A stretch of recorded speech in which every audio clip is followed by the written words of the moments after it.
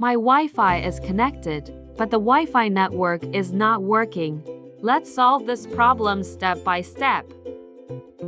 Step 1. Turn Wi-Fi off and on. Step 2. Restart your phone.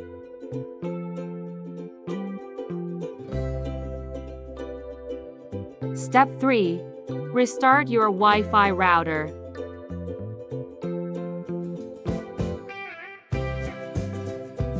Step 4. Reset network settings.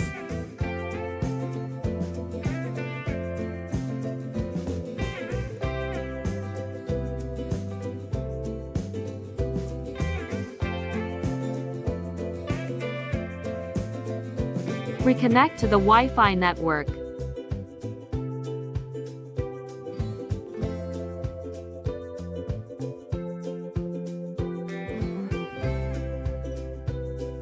Hopefully, your Wi-Fi network problem is now resolved.